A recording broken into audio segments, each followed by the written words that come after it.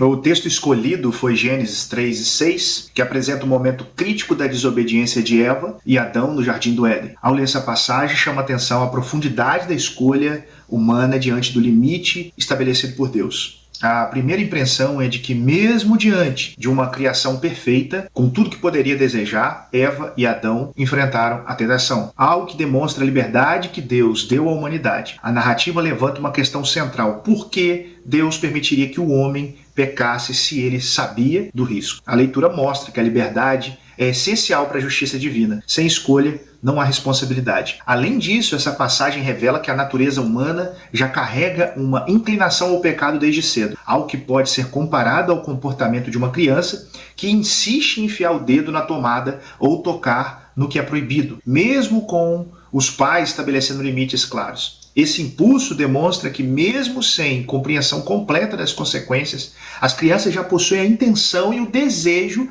de experimentar o proibido, buscando autonomia e descobrindo limites. Da mesma forma, se hoje fosse aplicado o mesmo teste que Adão e Eva enfrentaram, a humanidade provavelmente repetiria o erro, evidenciando que o pecado é uma realidade presente na natureza humana e que o livre-arbítrio é constantemente posto à prova. Os personagens principais nessa passagem é Eva, que observa, deseja e decide; Adão, que a acompanha na ação; a serpente, que investiga e provoca; e Deus, cuja autoridade e limites são respeitados ou transgredidos. O lugar é o Jardim do Éden, espaço criado por Deus como um ambiente perfeito para a humanidade. O texto trata de temas fundamentais: tentação, pecado, limites divinos, liberdade de escolha e responsabilidade. Tradicionalmente, acredita-se que Moisés recebeu a revelação divina e registrou essa passagem, possivelmente com base em tradições orais que circulavam entre as primeiras gerações humanas, até a experiência de Moisés. O contexto histórico e cultural reflete a origem da humanidade, onde a obediência a Deus e a relação com Ele são colocados à prova. Ainda sobre estudo, quero trazer para vocês agora a fase preparatória, onde o meu objetivo é analisar o texto enquanto plano de expressão. Ou seja, qual é o texto a ser interpretado do ponto de vista da crítica textual e genética. 2. Como o texto é delimitado, segmentado e estruturado. E 3. Que elementos do plano de expressão contribuem mais intensamente para a produção do sentido. O texto de Gênesis, capítulo 3, versículo 6, está claramente delimitado. Começa com Eva observando a árvore e percebendo a atratividade do fruto. Continua com o ato de comer e de dar ao marido. E culmina na introdução do pecado e da transgressão do limite divino. O ponto central é a ação concreta, que muda a história da humanidade. A narrativa é direta, descrevendo fatos que realmente aconteceram, mas também possui profundidade interpretativa, mostrando a complexidade da ação humana e a presença de fatores que influenciam a escolha, desejo, curiosidade e tentação. Os elementos literários, como a descrição detalhada do fruto, agradável ao paladar, atraente aos olhos e desejável para dela obter sabedoria, reforçam a compreensão do texto como relato histórico e real em que os acontecimentos efetivamente ocorreram. O estilo é narrativo histórico, transmitindo acontecimentos que fundamentam a moral, a ética e a relação do ser humano com Deus. A ação de Eva e Adão serve de ponto de partida para a compreensão da liberdade humana, da tentação e da necessidade de obedecer a Deus. Cada palavra da narrativa destaca a realidade do que aconteceu e os efeitos duradouros dessa escolha. Então vamos lá, vamos fazer agora por partes. Qual o texto a ser interpretado do ponto de vista da crítica textual e genética? Texto. A narrativa de Gênesis 3, do 1 ao 6, que descreve a ação de Eva e Adão no Jardim do Éden, a tentação pela serpente e a transgressão da ordem divina. Crítica textual. O foco é analisar a versão final da Bíblia hebraica, ou seja, o Antigo Testamento, considerando algumas variantes, mas sem entrar em disputas profundas entre versões. A narrativa é coerente em todas as tradições principais. Crítica genética. Considerando-se a origem e a evolução da narrativa, como ela pode ter sido composta a partir da de tradições orais e escritas, reunindo elementos do ciclo da criação, sabedoria e moralidade. O texto é fruto de uma edição que organiza a ação, moralidade e teologia em sequência narrativa linear. 2. Como o texto está delimitado, segmentado e estruturado. Delimitação. O episódio cobre desde a tentação da serpente até a participação de Adão e Eva e a subsequente consequência, mas o texto usado na análise se estende até as consequências implícitas para o ensino moral. Segmentação. Introdução e observação da árvore. Eva observa e deseja o fruto. Tentação pela serpente. Diálogo que influencia Eva. Ação. Eva come e dá o fruto a Adão. Compartilhamento e cumplicidade. Adão come. Consequências imediatas. Vergonha. Ruptura de comunhão.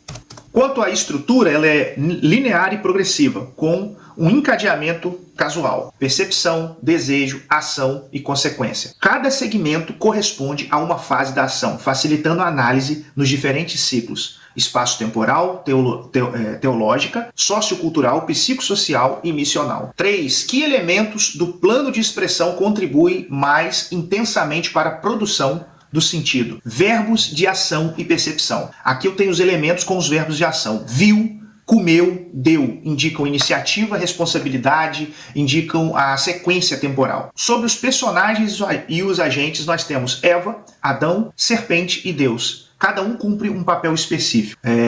Tem o iniciador, tem o cúmplice, tem o provocador, tem o juiz, né, o legislador, que é Deus. E isso constrói o sentido moral, teológico e psicossocial. Diálogo e discurso direto. As palavras da serpente e a interação entre Eva e Adão criam tensão e motivação, intensificando a dimensão ética e emocional. Tempo e espaços narrativos. Jardim do Éden como lugar simbólico e histórico. Sequência temporal linear que marca o começo da experiência moral da humanidade.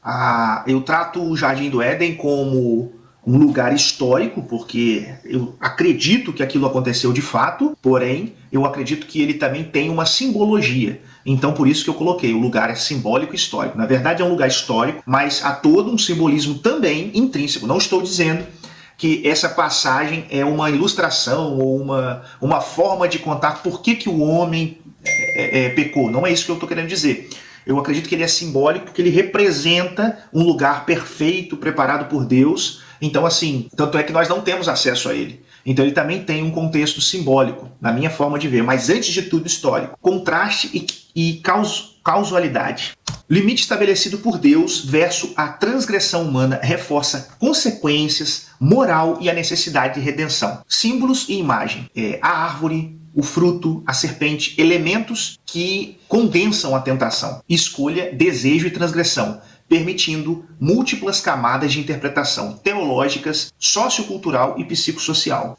Aí eu volto a dizer, esses elementos, naquele momento histórico, era de fato simplesmente história, a história real do que estava acontecendo temporal. Faz sentido a gente pensar assim, como criacionista. Porém, eu acredito também em toda a simbologia que pode haver nessa passagem. Agora nós vamos à fase final, cujo objetivo é analisar o texto enquanto plano de conteúdo. Um método organizado em ciclos permite o estudo do texto bíblico de diferentes pontos de vista, mas todos girando ao redor do eixo, a ação. Como fazer? Então aqui é onde eu respondo as perguntas de cada ciclo que correspondem a diversas dimensões de significado de um texto, conforme apresentado a seguir. Primeiro ciclo. O primeiro ciclo nós vamos focar na dimensão espaço-temporal da ação. Então vamos lá. O que seria isso? Quem age, onde, quando, fazendo o que, a quem. 2. Como são, isso é o 1, né? Quem age, onde, quando, fazendo o que, a quem. E o 2. Como são caracterizados os agentes, os pacientes, o tempo e o espaço no texto. E o 3, como o texto organiza essas ações e relações no tempo e no espaço. Então vamos à resposta? O espaço e o tempo não são apenas realidades geográficas e cronológicas, também são realidades culturais e funcionam como estruturas básicas da ação humana. O texto descreve a ação real de Eva e Adão no Jardim do Éden. Eva age primeiro observando a árvore e decidindo comer do fruto. Em seguida, Adão participa do ato. A serpente age como um agente provocador tentando Eva. Deus é o criador que estabeleceu o limite. O Jardim do Éden não é apenas um espaço físico, mas também um contexto cultural e espiritual onde a humanidade foi posta à prova. A acessão se desenvolve de maneira linear. Observação, desejo, ação, compartilhamento do fruto e consequência. O tempo da narrativa marca o início da história humana, quando escolhas morais passaram a ter efeitos reais e duradouros. Então vamos lá. Quem age, que é o primeiro ponto que nós falamos, quem age, onde, quando, fazendo o que, a quem? Quem age? Eva, Adão, a serpente e Deus. Onde? No Jardim do Éden, que é ao mesmo tempo um espaço físico, cultural e espiritual. Quando? No início da história humana, antes da queda, no momento em que as escolhas morais passam a ter consequência. Fazendo o quê? Eva observa a árvore, deseja o fruto, decide comer e dá para Adão. Adão participa comendo do fruto. A serpente provoca a tentação. Deus estabelece um limite e depois julga a ação. A quem? Eva e Adão agem, um em relação ao outro e diante de Deus. A serpente age sobre Eva e indiretamente sobre Adão. Deus age sobre os dois, aplicando consequência aos atos. Agora vamos na parte 2. Como são caracterizados os agentes, os pacientes, o tempo e o espaço no texto? Agentes. Vamos lá. Os agentes é Eva e Adão, personagens livres, responsáveis e conscientes, capazes de escolha. Outro agente é a serpente, um agente provocador que distorce a verdade para levar à transgressão. Outro agente é Deus, criador, legislador e juiz, que define limites e aplica a justiça. E aí nós temos pacientes. Eva e Adão são também pacientes, pois sofrem as consequências de suas escolhas. Temos também a questão do tempo, que é marcado como o início da história humana, onde se estabelece o padrão de responsabilidade moral. E, por fim, o espaço no texto. O Jardim do Éden é um espaço perfeito, mas também de prova moral e espiritual, não apenas físico. E aí nós vamos à parte 3. Como o texto organiza essas ações e relações no tempo e no espaço? Organização temporal. A narrativa é linear e progressiva. Inicia com observações. Passa para o desejo e segue para a ação, comer o fruto. Depois para o compartilhamento, Eva e Adão. E por fim, chega às consequências. Expulsão do Éden e início do sofrimento humano. Vamos à organização espacial. Tudo acontece no Éden, mas o espaço é descrito como carregado de significados. É um lugar de abundância, liberdade e também de teste. O espaço é funcional. Representa a condição ideal da humanidade que será transformada pela desobediência, ok? Então, isso aqui é o primeiro ciclo. Agora nós vamos ao segundo ciclo. O que seria o segundo ciclo? O segundo ciclo seria a dimensão teológica da ação. Ou seja, quais são as possibilidades de sentido teológico da ação e como elas estão organizadas. Primeiro, intertextual e interdiscursivamente. 2, seria o segundo, estilística e argumentativamente. E 3, sintática e tematicamente. A teologia de um texto está organizada em várias camadas distintas e precisamos analisá-las uma por uma sem perder de vista a sua unidade. Então vamos à resposta, com base nesse ciclo 2. O texto revela verdades teológicas profundas. Deus criou o homem com liberdade, permitindo escolhas, e estabeleceu limites que, se transgredidos, introduzem o pecado. A teologia da passagem não é apenas simbólica, é histórica e aplicada, mostrando que a desobediência tem consequências reais. Intertextualmente, esse episódio conecta-se com a narrativa bíblica inteira, preparando o leitor para a necessidade da redenção e da graça, posteriormente desenvolvida no Novo Testamento. A ação de Eva e Adão ensina sobre responsabilidade, justiça divina e a sabedoria de Deus em permitir a liberdade humana. Uma reflexão complementar a essa passagem vem da história de Jó, que nos ajuda a compreender melhor a lógica da ação divina. Jó é apresentado como alguém que seguia fielmente os parâmetros da lei. E Deus o expõe a provações não para puni-lo, mas para revelar que a compreensão humana da justiça e dos desígnios de Deus é limitada. O relato de Jó mostra que, apesar das nossas tentativas de definir ou julgar Deus, ele opera de acordo com a lógica maior, criativa e perfeita que abrange todo o universo. Qual que é esse ponto? A gente não consegue. Isso é o que eu entendo do livro de Jó e o que já está sendo introduzido, que nós não compreendemos o porquê das coisas. Eu, por exemplo, tenho um histórico de 36 anos de vida. Será que eu tenho o discernimento que Deus tem? Será que o Criador do universo, será que eu posso questionar, compreender as escolhas de Deus? Então esse é o ponto. E esse é o ponto que foi discutido com Jó. Cadê você? Onde é que estava você na hora que eu criei isso, que eu delimitei a terra? Então isso mostra que a profundidade com que Deus toma suas decisões tem toda a sua capacidade que nós não temos, que nós não compreendemos. E quando compreendermos, perde o sentido da coisa, porque se nós definimos Deus, nós estamos praticamente seguindo uma entidade que tem uma lógica compreensível. Isso nem é racional, ok? Essa narrativa evidencia que existem limites claros para a ação humana. Quando o homem peca, abre espaço para que o mal atue no mundo. Ao mesmo tempo, Deus demonstra a santidade e a fidelidade de Jó. Por quê? Por que sentido Deus iria exibir Jó como alguém santo? Veja, a palavra de Deus, ele tem um caráter em sua palavra que ele não deixa que a palavra dele seja corrompida. Nós tomamos decisões e se nós acharmos que estamos errados, o que nós fazemos? A gente volta na palavra que a gente toma, diferente de Deus. Então, acredita-se que Deus jamais iria exibir Jó. Alguém com uma entidade, com a profundidade de caráter de Deus, jamais poderia exibir. Olha o meu filho Jó, olha como Jó se mantém digno. É como se Deus, o relato muitas das vezes nos leva a entender, e aí vai depender muito da sua capacidade, né, de como você enxerga Deus. Mas o relato vai nos colocar muitas vezes imaginando que Deus está num bar, né, comendo um amendoim ou fazendo qualquer coisa assim, e de repente chega o diabo e ele exibe. Ah, você viu meu filho? E na verdade não é assim. Eu acho que a ideia por trás disso é que existe alguém na Terra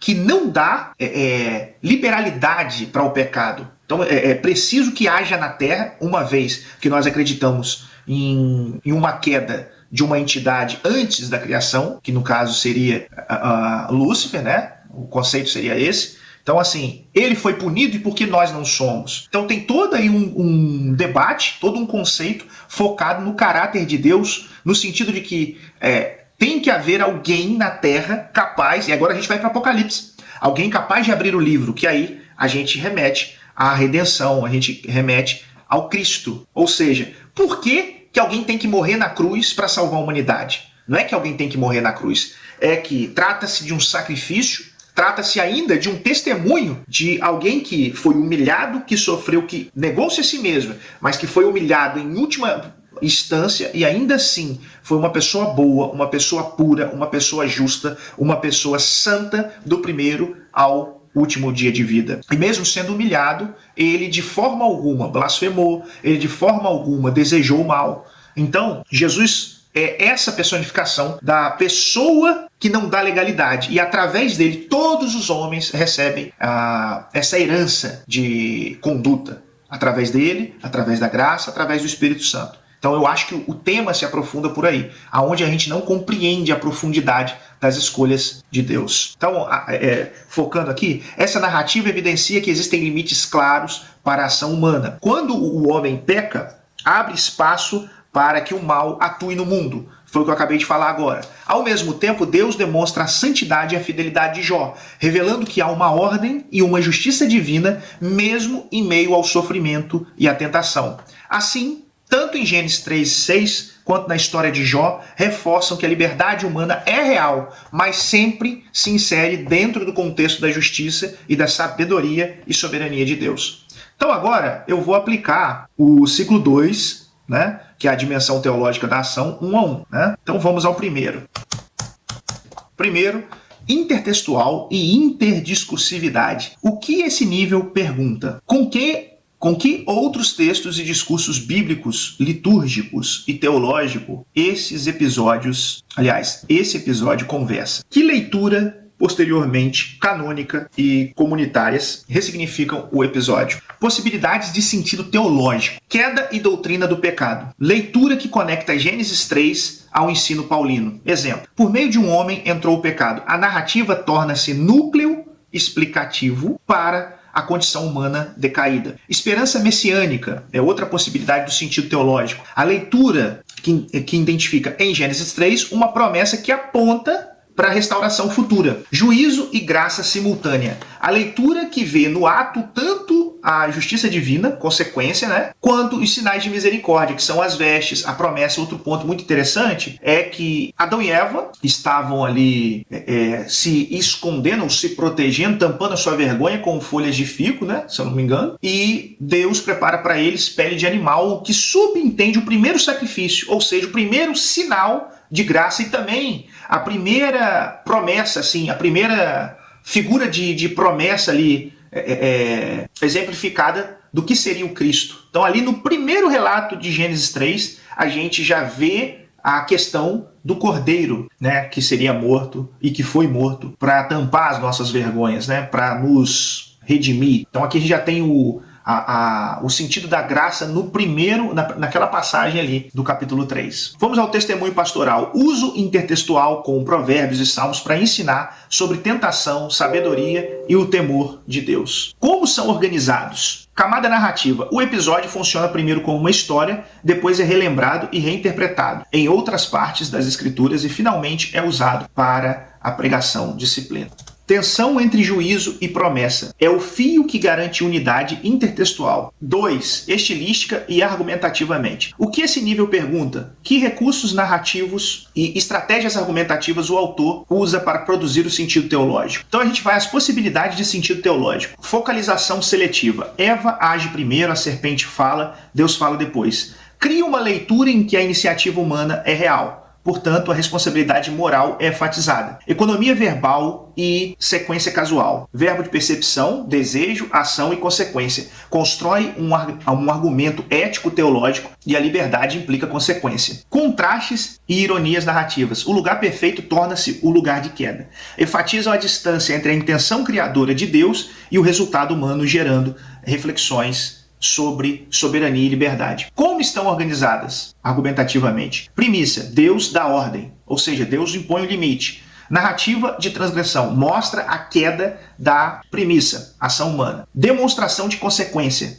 restrição, mudança ontológicas, vergonha e expulsão. Conclusão: necessidade de redenção, reconciliação e a justiça de Deus. Em termos de persuasão, o texto mostra, em vez de explicar, a força de argumentos teológicos é construída pela narrativa que convida o leitor a propor doutrinas sobre pecado, justiça e graça. E aí nós vamos ao 3, que é sistêmica e tematicamente. O que esse nível pergunta? Como a forma da linguagem, ordem das perguntas, usa de tempos verbais, pronomes e conjunções, e os temas recorrentes organizam a teologia do texto. Possibilidades de sentido teológico, a partir da síntese dos temas. Agência marcada sistematicamente. Quem tem o verbo principal em voz ativa aparece como responsável. Isso fundamenta a teologia da responsabilidade pessoal. Encadeamento temporal. Pretérito, pretérito perfeito e pretérito imperfeito na narrativa. Sinaliza eventos concretos e irreversíveis, sublinhando a seriedade do pecado. Conjunções casuais e consecutivas. Ligam ação e consequência de modo quase lógico, reforçando a ideia de ordem moral no universo criado. Temas recorrentes: conhecimento, vida e morte, vergonha, separação, semente, descendência, estruturam horizontes teológicos, antropologia, o que o homem é, amartiologia, a natureza do pecado, soteriologia, necessidade de meio salvador, escatologia, restauração futura. Como estão organizados sistematicamente e tematicamente? Síntese funciona como hierarquia interpretativa. Frases que colocam Deus como sujeito soberano, mesmo quando repreende. Mantém a primazia divina. Orações que destacam o ato humano, verbo ativo, colocam sobre o humano a responsabilidade. Camada de leitura: síntese aponta para a leitura literal realista. Temática permite leituras moral, tipológica e escatológica. Juntas garantem unidade hermenêutica. Vamos às camadas teológicas, visão de conjunto. Para não perder a unidade, pense na teologia do texto como camadas integradas. Então nós temos a camada da narrativa histórica, o texto como um evento situacional. Quem fez o quê? Depois nós temos a doutrina e a sistemática. Implicações sobre o pecado, liberdade, justiça e redenção. E depois nós temos tipologia. Leituras que veem o episódio como figura de Cristo e da restauração futura. Ética pastoral, aplicação para a vida cristã, tentação, arrependimento e responsabilidade. Litúrgico, como comunidade, reevoca e reinterpreta o episódio em culto, disciplina e catarse. Cada camada lê e confirma as demais. A força teológica do texto vem dessa situação dinâmica.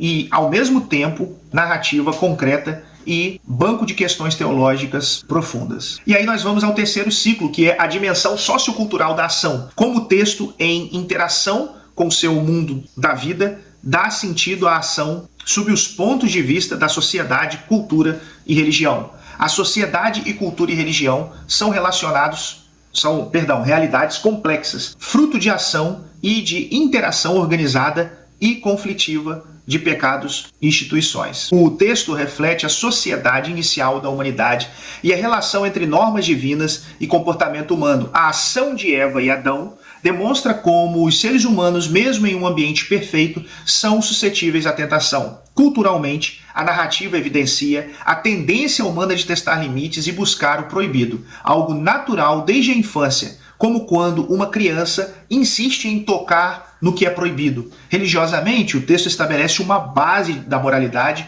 mostrando que a obediência a Deus é essencial para a vida plena e justa. Então vamos à sociedade? Como o texto dá sentido à ação no ponto de vista social? Relações sociais fundamentais. Adão e Eva representam a primeira comunidade humana. O casal é o núcleo inicial da sociedade e suas ações têm impactos coletivos. Dinâmica relacional. A decisão de Eva e o consentimento de Adão revelam que o pecado não é isolado, mas compartilhado, afetando a estrutura social. Organização social e consequência. A partir da queda, as relações mudam. Surgem conflitos, vergonhas, acusação e dor. Parto, trabalho pesado, criando uma nova configuração social marcada por sofrimento. Função social do texto: explicar por que o mundo humano é como é. Dor, trabalho e mortalidade. E estabelecer que escolhas individuais afetam todo o coletivo. Vamos à cultura. Como o texto dá sentido à ação no ponto de vista cultural? Transgressão como fenômeno cultural. A narrativa mostra que, mesmo em um ambiente perfeito, há uma tendência humana de testar limites, algo que se repete na formação cultural de todos os povos. Cultura como transmissão de valores. O texto serve para ensinar gerações sobre obediência, responsabilidade e consequências, criando um marco cultural de moralidade. Construção de mitos fundantes. A história do Éden funciona como um mito de origem para explicar o início do mal, a condição humana, e o porquê de haver regras e limites na vida e em sociedade. Agora veja, em nenhum momento estou dizendo que não é real, eu volto a reforçar que traz acima de tudo a percepção ilustrativa, né, do que se refere à origem do mal, o porquê da obediência, certo? Vamos agora aos símbolos culturais. A árvore, o fruto, a serpente e o jardim se tornam símbolos universais, usados até hoje em discursos filosóficos, literários e artísticos para falar de tentação, de escolha e perda da inocência. Vamos agora ao terceiro, que é a religião. Como o texto dá sentido à ação no ponto de vista religioso? Fundamentação da moral religiosa. O texto mostra que existe um Deus legislador e justo que estabelece limites e que obedecer a ele é essencial para viver em plenitude. Pecado e redenção. A ação de Adão e Eva estabelece o conceito religioso de pecado original, que gera necessidade de sacrifício, expiação e salvação. Relação entre o humano e o divino. A queda representa a ruptura da comunhão entre Deus e o homem, criando a necessidade de mediação, algo que mais tarde é resolvido na teologia bíblica por meio de Cristo. Função pedagógica e religiosa. Ensinar que as ações humanas têm consequências espirituais e que a vida religiosa é um caminho de obediência e reconciliação com Deus. Agora vamos à visão de conjunto. Sociedade explica as origens de estruturas sociais e problemas humanos, trabalho, dor e conflito. Cultura cria símbolos e valores para orientar comportamentos ao longo das gerações. E religião estabelece a relação entre Deus e o homem, fundamenta a moral e aponta para a necessidade de redenção. Assim, o texto funciona como um espelho base para a vida coletiva, ajudando o leitor a entender que suas ações não são apenas individuais. Elas afetam a ordem social, a cultural e a relação espiritual de todos. E agora nós vamos ao 4, que é a dimensão psicossocial. Como o texto, em interação com seu mundo da vida, nós temos que é descrever aqui sobre a dimensão psicossocial, descrever as relações passionais no texto. 2, constituir a identidade dos agentes a partir de seus objetivos, motivos, competências e relações passionais. Resposta. Vamos agora à resposta. As nossas emoções e a nossa identidade são construídas na relação com outras pessoas e expressas no texto de forma muito diversificada. A narrativa descobre, dentro do que é descrito, as relações passionais reais, desejo, curiosidade e vontade de transgredir. Eva age motivada por uma combinação de desejo pessoal e tentação, enquanto Adão a acompanha, mostrando a cumplicidade e responsabilidade compartilhada.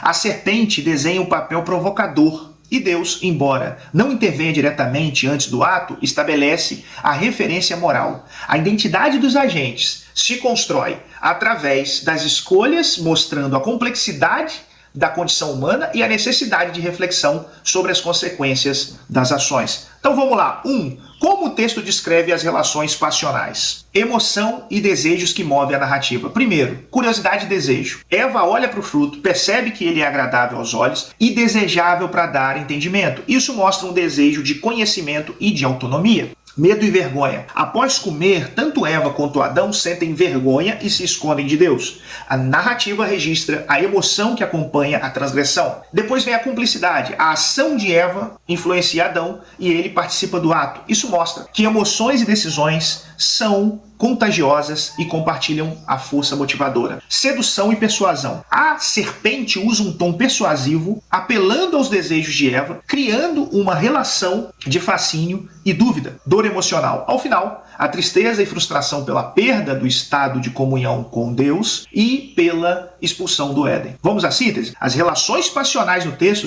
são dinâmicas. Começam com curiosidade e atração, passam por cumplicidade e terminam em vergonha e separação. 2. Como o texto constitui a identidade dos agentes a partir de seus objetivos, motivos, competências e relações passionais. Eva, qual que é o objetivo? Obter conhecimento e experimentar o fruto. Motivo, desejo de autonomia e de sabedoria. Competência, capacidade de decidir, agir e influenciar o outro agente, que é Adão.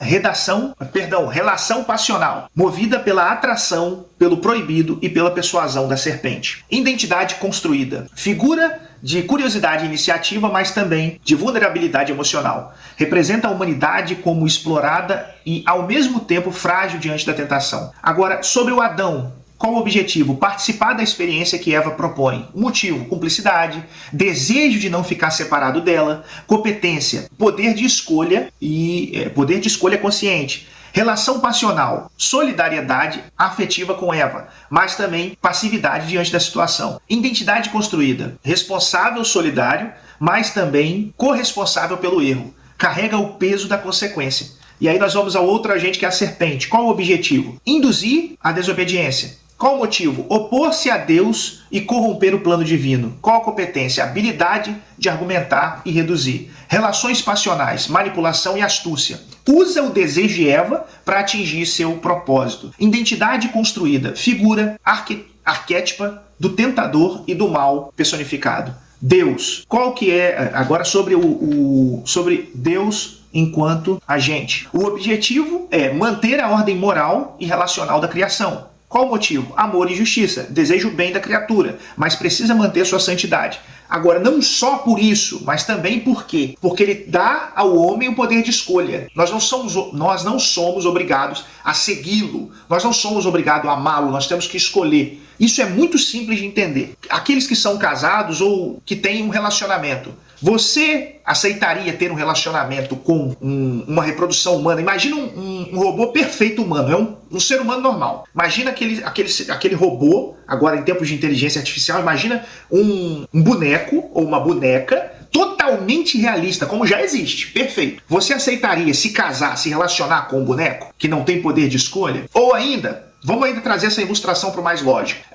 Vamos imaginar que você está casado, seja a sua mulher ou o seu marido, você deixa preso em casa. Toda vez que você sai de casa, você tranca Por quê? Porque se você deixar aberto, ele vai fugir, ou ela vai fugir. Esse é um relacionamento saudável? Você estaria satisfeito com esse tipo de relacionamento? Primeiro ponto, se você está satisfeito, você tem algum problema muito sério, né? Não tem porquê, não faz sentido você se relacionar com uma pessoa que você tem que prender e que se você soltar, vai fugir. Então eu te recomendo procurar um especialista para entender o que está acontecendo na sua cabeça, porque isso não faz sentido. Então assim, o animal ele é irracional, tudo bem. Mas o ser humano, a gente acredita, você quer ter uma pessoa do seu lado que escolheu estar com você. Ou seja, isso aqui é uma sinceridade. É muito ruim você imaginar que se você não trancar a casa, você vai perder o seu parceiro, sua parceira. É a mesma lógica de ser casado com um robô que não tem poder de escolha. A mesma lógica é Deus criar um homem que não escolhe por ele, que não opta por ser justo. Ou seja, se eu colocar a permissividade, a permissão na mão do homem, ele vai sacanear a brincadeira toda. Ou seja, ele tem que correr esse risco. Isso tem a ver com o caráter e a justiça de Deus. E aí sobre a competência, ainda falando de Deus, a autoridade suprema de legislador, né, e de juiz. Relação passional. Apesar de irado diante do pecado, mostra compaixão, faz vestes e preserva a vida. Identidade construída. Juiz justo e pai cuidador. Estabelece limite, mas também provê soluções futuras. Vamos à síntese geral? O texto revela que emoções são motores de ação. Desejo, decisão, ação, vergonha e consequência. A identidade de cada agente é construída pelo modo como lida com esses desejos e pelas relações que estabelece. Eva como exploradora, Adão como solidário e corresponsável, a serpente como instigador astuto e Deus como juiz e restaurador. Isso mostra que a condição humana é relacional e emocional. Nossas escolhas são moduladas por paixões e por quem nos influencia. E agora nós vamos ao quinto ciclo, que é a dimensão missional da ação. Que possibilidades de ação e sentido da ação o texto constitui no diálogo conosco? E como podemos praticá-las? E ao reescrevê-las em nossa própria realidade. A releitura é, ao mesmo tempo, o ciclo final e o ponto de partida da exegese, pois sempre que lemos um texto, lemos a partir das nossas preocupações, dos nossos interesses e perguntas. Reter um texto bíblico é reescrever o texto em nosso contexto e em nossas ações. Então vamos à resposta? O texto nos desafia a refletir sobre as nossas próprias escolhas e limites. Ele convida a prática da obediência consequente e a análise de nossas ações diante das tentações. A narrativa demonstra que, mesmo com liberdade, devemos reconhecer responsabilidades e consequências.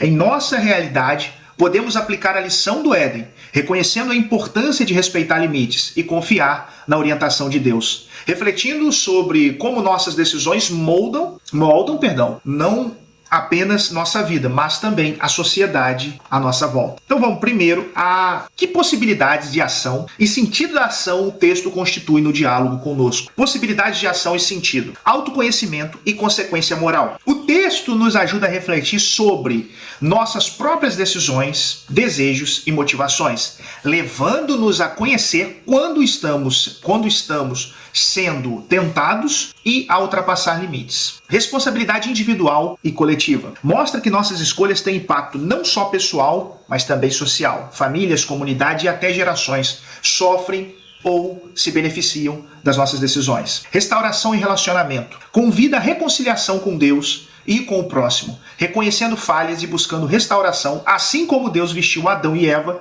sinalizando cuidado mesmo após a queda. E volto a falar, com que Deus cobriu Adão e Eva? Com pele de animal. Ali nós temos o primeiro sinal do que seria a graça através de Cristo, do Cordeiro, que é o Cordeiro imolado, que é quem pagou as nossas dívidas. E aí nós vamos à dependência da graça. Lembra que, embora livres para escolher, precisamos da direção e da misericórdia de Deus para tomar decisões que conduzam à vida. Vamos à missão de advertência e ensino. Incentiva a compartilhar com os outros o aprendizado sobre obediência, limites e confiança em Deus, como uma forma de prevenir quedas semelhantes. E aí nós vamos ao 2 agora. Como podemos praticá-las e reescrevê-las em nossas próprias realidades?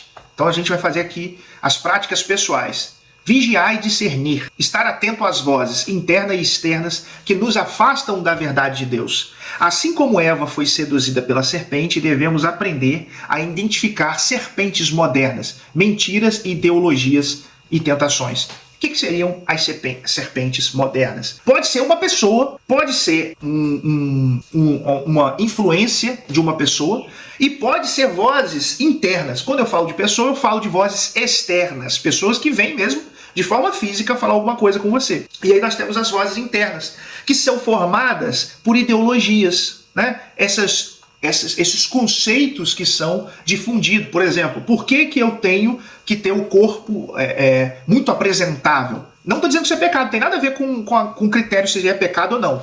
Mas por que eu tenho que estar com um padrão X? Aí você vai falar assim, porque é saudável.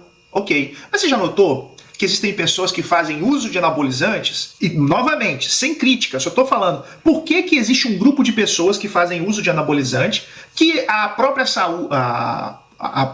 saúde pontua que não é saudável, mas ela continua fazendo? Isso é uma influência. Essa influência é uma influência ideológica.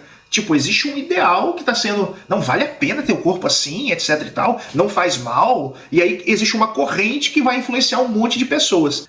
Independente de ser certo ou errado. O que você tem que fazer é identificar se isso é uma voz da serpente, se isso é uma tentação, se essa ideologia é algo que está tentando te induzir ao pecado. Ponto. Tomar decisões conscientes. Antes de agir, refletir sobre as consequências, lembrando que toda ação tem um efeito que se estende no tempo e no espaço. Costumo dizer que ninguém, sempre, por exemplo, os depressivos, a depressão é o segundo andar. Você nunca chega no segundo andar de uma vez, estou aqui no segundo andar. Não, você sobe degrau por degrau. Então, cada decisão que você toma é um degrau. E aí eu estou usando como exemplo a depressão, porque tem muitas coisas que estão na sua escolha, correto?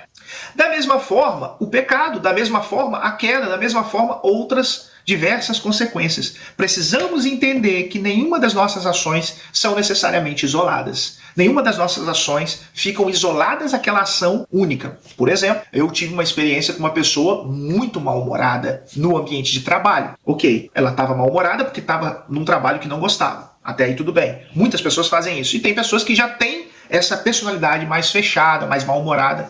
Vamos tentar pensar a partir desse ponto de vista. Porém, essa pessoa no trabalho agia de mau humor. Mas quando eu encontrava essa pessoa fora do ambiente de trabalho, ela também agia de mau humor. E quando ela trazia históricos de seus relacionamentos, ela também trazia mau humor. Ou seja, aquela ação que ela usava no ambiente de trabalho, porque supostamente era um trabalho onde ela não queria estar, ela reproduzia em outras áreas da sua vida. Isso gera todo um efeito em cascata. Então, preste atenção nas suas ações, pois elas não são isoladas. Elas vão influenciar o círculo onde você vive, influenciar o seu futuro, e isso é muito sério. Continuando aqui, nós estamos no... Onde nós paramos aqui? Arrependimento e restauração. Quando erramos, buscar reconciliação com Deus e com quem foi afetado pelas nossas escolhas, que foi a sequência da história, né? Esse é o consentimento. Nós temos um Deus amoroso e o arrependido recebe o perdão. Então, o relato nos traz essa ideia. Na primeira situação, o homem, não sei nem que nível de arrependimento Adão e Eva tinha, mas Deus estava lá para liberar perdão. E a prática da obediência. Transformar a obediência em um estilo de vida, não por medo, mas por amor e por confiar no caráter de Deus.